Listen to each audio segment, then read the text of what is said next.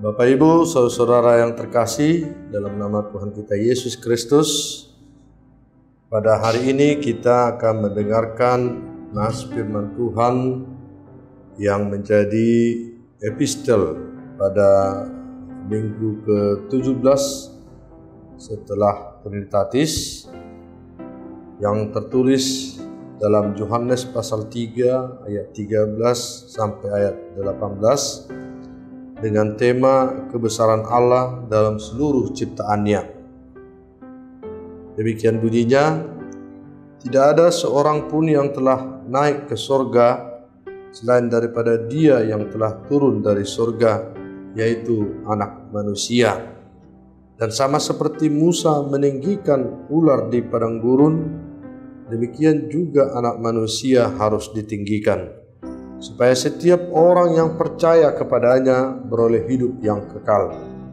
Karena begitu besar kasih Allah akan dunia ini, sehingga telah mengaruniakan anaknya yang tunggal, supaya setiap orang yang percaya kepadanya tidak binasa, melainkan beroleh hidup yang kekal.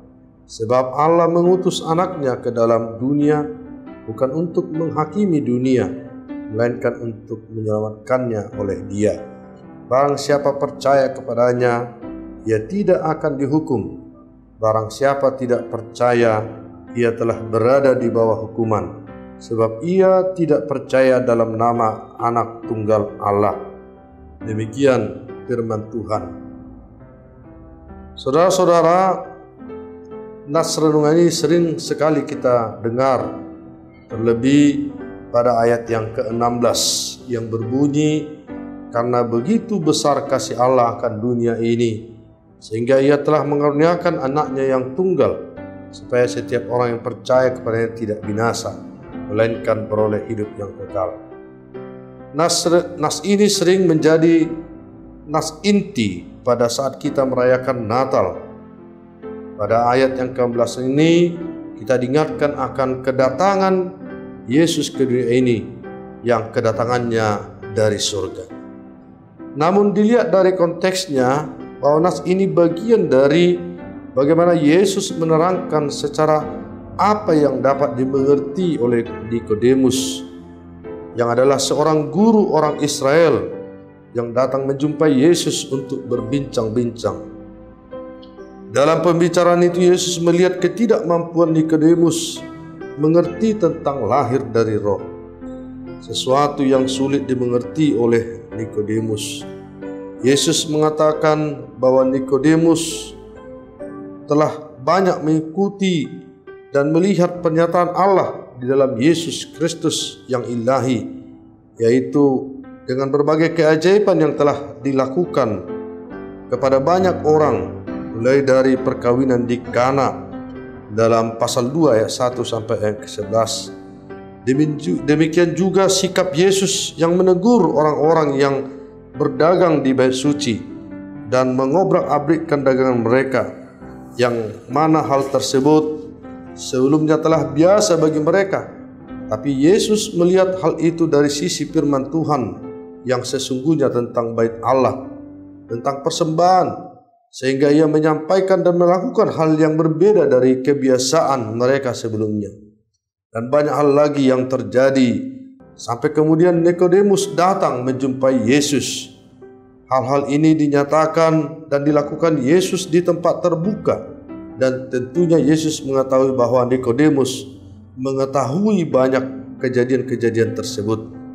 Namun di saat Yesus menyatakan hal yang sesuai dengan kemampuan dan pengetahuan Nikodemus, yang sekelas guru pengajar kaum Israel, tentang bahwa kedatangannya adalah dari sorga, dan oleh karena itu dapat melakukan keajaiban dan menyatakan melalui khotbah dan pengajaran yang ilahi, justru Nikodemus tidak dapat memahaminya.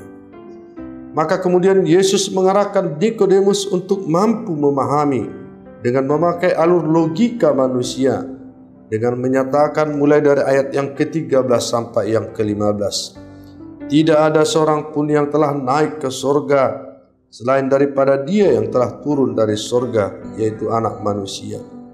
Dan yang kedua, dan sama seperti Musa meninggikan ular di padang gurun, demikian juga Anak Manusia harus ditinggikan, supaya setiap orang yang percaya kepadanya beroleh hidup yang kekal. Tentu pernyataan ini akan mudah dimengerti oleh Nikodemus karena kemungkinan besar sesuai dengan cara berpikir atau logikanya. Keterangan ini dapat kita lihat dalam dua hal. Yang pertama, kalau saya menggambarkan penduduk kota Siantar ini akan lebih paham tentang kota Siantar, dan sekalipun dia pergi melanglang buana ke daerah perantauannya, dia akan tahu seluk-beluk kota Siantar ini kapanpun dia akan kembali. Dan yang kedua, sejarah Israel yang telah mencatat kejadian saat umat Israel banyak menentang kehendak Allah, maka datanglah ular yang menggigit mereka sebagai hukuman dari Allah. Namun kemudian Allah menyuruh Musa untuk membuat tumpuan penglihatan mereka akan patung ular yang ditinggikan oleh tongkat Musa. Akhirnya mereka menerima belas kasihan Allah dan sembuh dari bisa ular tersebut yang terjadi di tanah Edom pada kitab Bilangan 21 ayat 4 sampai 9. Dengan pernyataan inilah kemudian Yesus menyatakan tentang kedatangan Yesus yang dari surga menjadi keselamatan bagi setiap orang yang menjadikan tumpuannya, harapannya kepada Yesus yang ditinggikan di kayu salib, sehingga barang siapa yang percaya akan diselamatkan. Sehingga kedatangan Yesus tidak dapat dilihat dari sudut punishment atau hukuman, tapi harus dilihat dari pemberian anugerah. Maka dengan Yesus menerangkan kepada Nikodemus memakai alur pemikiran logikanya, yang mana dia sudah biasa memakai itu sebagai guru Israel, maka sedemikian juga firman ini telah sampai kepada kita untuk dapat lebih mudah kita mengerti dan menerima kedatangan Yesus hanyalah untuk keselamatan manusia yang sejatinya telah terhukum oleh karena keberdosaannya.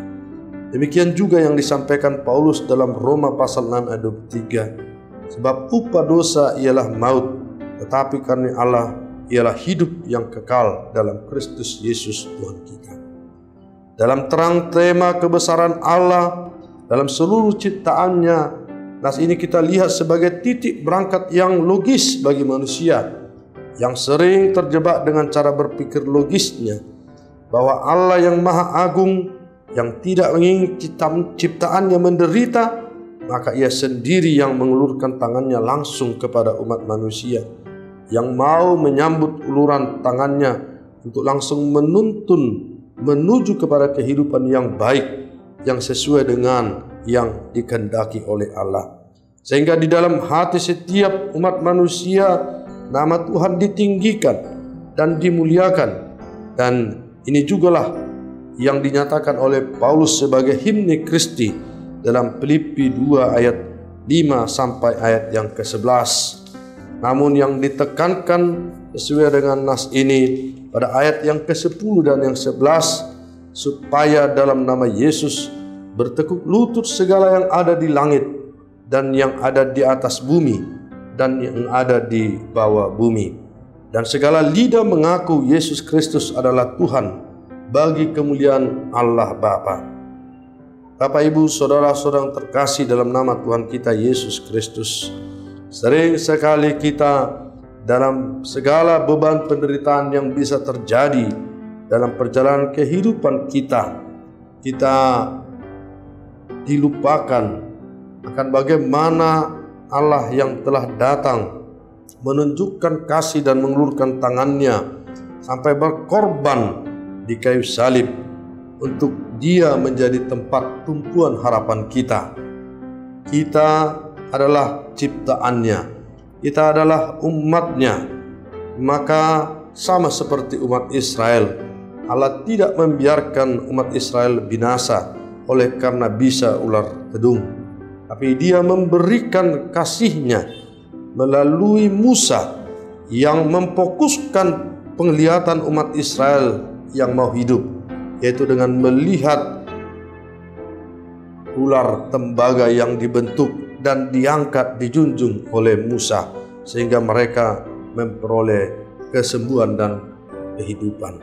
Demikian kiranya kita dalam segala sisi kehidupan kita yang terkadang mengalami banyak penderitaan yang sangat berat, sama seperti bisa ular itu, kita diingatkan untuk melihat Yesus yang adalah tangan Tuhan yang telah datang ke dunia ini untuk mengajak kita, menuntun kita menjalani kehidupan yang lebih baik, sehingga setiap orang-orang yang dikasihinya dan mengasihi Yesus akan menerima kebaikan, kehidupan, sehingga hidupnya akan menjadi kemuliaan bagi nama Tuhan.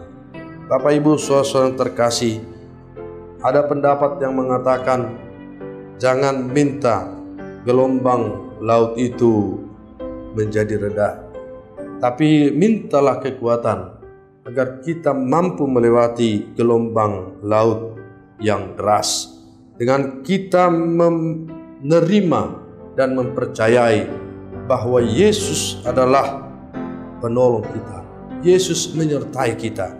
Yesus adalah kasih yang besar yang menghidupkan, sehingga setiap umat yang percaya kepadanya akan dapat dan dimampukan melewati gelombang kehidupan yang besar sekalipun, sehingga dengan itu kita menjadi kemuliaan bagi Tuhan.